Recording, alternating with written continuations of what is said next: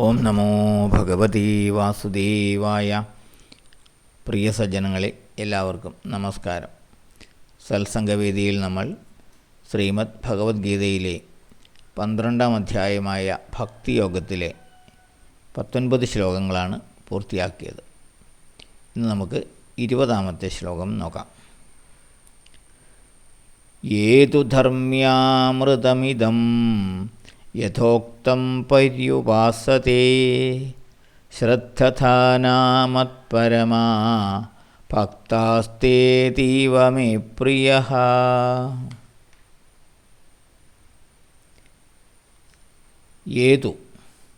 ഏതൊരുവനാണോ യഥോക്തം ഇതുവരെ പറഞ്ഞതുപോലെ, അതായത് കഴിഞ്ഞ ശ്ലോകങ്ങളിലെല്ലാം പറഞ്ഞതുപോലെ, ശ്രദ്ധധാന ശ്രദ്ധയോടെ, അതായത് ദൃഢമായ വിശ്വാസത്തോടെ, മത്പരമാഹ എന്നെ പരമമായ പ്രാപ്യസ്ഥാനമായി കരുതിയും, ധർമ്മ്യാമൃതം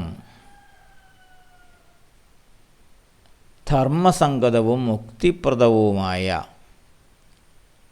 അതായത് ധാർമ്മികവും അമൃതതുല്യവുമായ ഇതം ഈ നിർദ്ദേശം, പര്യുപാസതേ അനുഷ്ഠിക്കുന്നത് അഥവാ പിന്തുടരുന്നത്, തേ ഭക്താഹ ആ ഭക്തന്മാർ, മേ അതീവ പ്രിയാഹ എനിക്ക് ഏറ്റവും പ്രിയപ്പെട്ടവരാകുന്നു. തനിക്ക് പ്രിയപ്പെട്ട ഭക്തൻ്റെ ഗുണവിശേഷങ്ങളാണ് ഭഗവാൻ പറഞ്ഞുകൊണ്ടിരുന്നത്. അപ്പോൾ ആരാണോ, ഏതൊരുവനാണോ ഇപ്രകാരം ഈ മുൻ ശ്ലോകങ്ങളിലെല്ലാം പറഞ്ഞതുപോലെ ശ്രദ്ധയോടും ദൃഢമായ വിശ്വാസത്തോടും എന്നെ പരമമായ പ്രാപ്യസ്ഥാനമായി കരുതി ഈ ധർമ്മസംഗതവും അതായത് ധാർമ്മികത നിറഞ്ഞതും മുക്തിപ്രദവുമായ, അഥവാ ധാർമ്മികവും അമൃതതുല്യവുമായ ഈ നിർദ്ദേശത്തെ അനുഷ്ഠിക്കുന്നത് അഥവാ പിന്തുടരുന്നത്, ആ ഭക്തൻ, അത്തരത്തിലുള്ള ഭക്തന്മാർ എനിക്ക് ഏറ്റവും പ്രിയപ്പെട്ടവരാകുന്നു. ഇതാണ് ഭഗവാൻ പറയുന്നത്. ആരാണോ ഈ ഭക്തിയുത മാർഗം പിന്തുടർന്ന് എന്നെ പരമമായ ലക്ഷ്യമായി കരുതിക്കൊണ്ട് ഉറച്ച വിശ്വാസത്തോടെ എൻ്റെ സേവനങ്ങളിൽ മുഴുകുന്നത്, ആ ഭക്തന്മാർ എനിക്ക് ഏറ്റവും പ്രിയപ്പെട്ടവരാകുന്നു. ആരാണ് തനിക്ക് പ്രിയമുള്ളവർ അഥവാ തൻ്റെ ഭക്തന്മാർ എന്ന് ഭഗവാൻ ഈ ശ്ലോകത്തിലൂടെ വ്യക്തമാക്കുകയാണ്.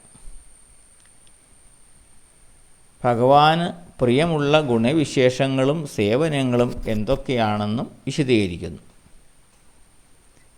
ആ ഗുണവിശേഷങ്ങളുള്ളവരെയാണ് ഭഗവാൻ തൻ്റെ ഭക്തരായി ഗണിക്കുന്നത്. ഭക്തിപൂർവം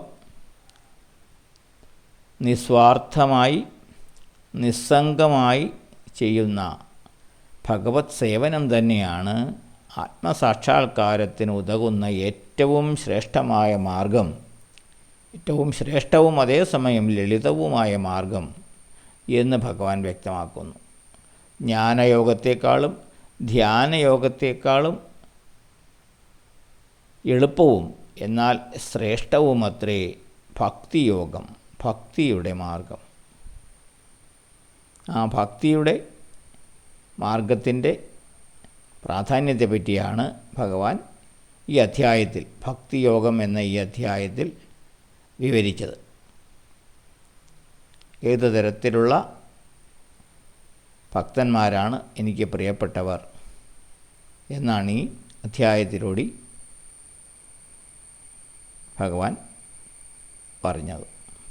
അപ്പോൾ ഈ ഒരു ശ്ലോകത്തോടു കൂടി ഈ 12-ാം അധ്യായം, ഭക്തിയോഗം എന്ന 12-ാം അധ്യായം ഇവിടെ പൂർത്തിയാവുകയാണ്. അടുത്ത അധ്യായം നമുക്ക് അടുത്ത ദിവസം നോക്കാം. ഇത് ശ്രീമദ് ഭഗവത്ഗീതാസുപനിഷത് സുബ്രഹ്മവിദ്യായാം യോഗശാസ്ത്രേ ശ്രീകൃഷ്ണാർജുനസംവാദേ ഭക്തിയോഗോ നാമ 12 അധ്യായഃ സമാപ്തം. എല്ലാവർക്കും നന്ദി, നമസ്കാരം. ഓം നമോ ഭഗവതേ വാസുദേവായ.